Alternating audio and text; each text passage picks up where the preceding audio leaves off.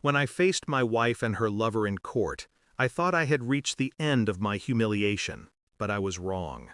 They sat across from me, side by side, hands folded, faces calm. She wore black, as if mourning something she never valued. He whispered in her ear once, just once, before the hearing began. I caught the smirk on his face, the same one I'd seen in our family photos when he was still my friend. My lawyer stood. "Your Honor, one more witness." The words fell like glass across the room. Silence. A kind that makes your heart stumble. My wife's hand twitched. Her eyes flicked toward me, curious, almost playful. Then the door opened, and she froze. My chest locked. "No, it can't be," I whispered. The witness stepped forward, and the lie she built her life on began to die. Months before that day, I'd believed I was a husband, imperfect, maybe distant, but faithful. I thought trust was something you could repair. I didn't see the cracks, not at first. Late calls, sudden errands, the soft click of her phone screen turning black when I walked in. She said I was paranoid, said marriage was about space. I tried to believe her, until the night she came home smelling like someone else's cologne. Faint, sharp, not mine. I didn't confront her, not right away. I studied her instead.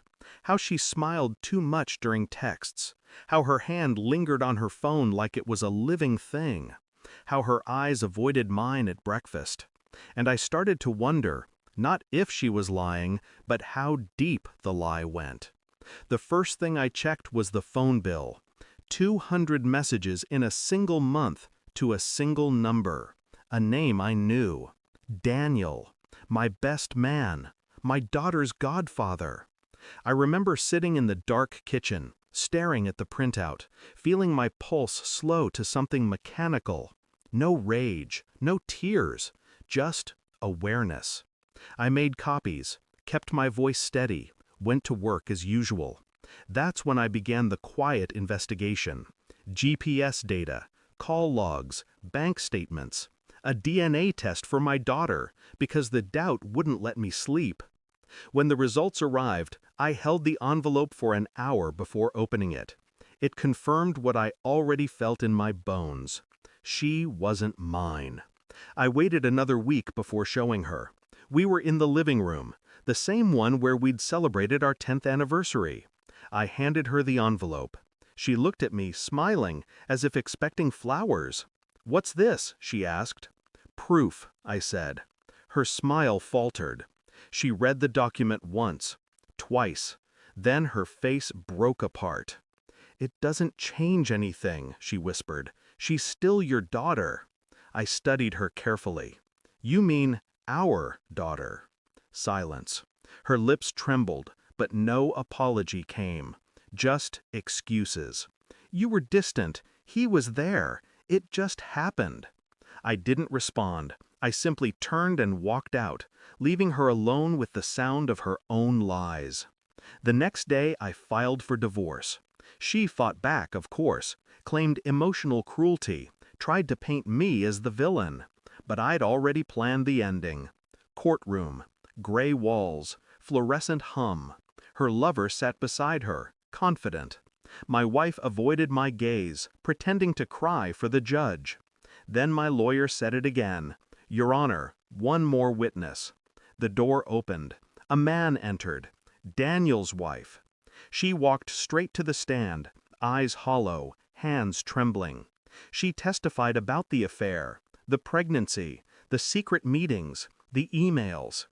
But it wasn't her words that broke them, it was what came next. A USB drive. Security footage from the motel.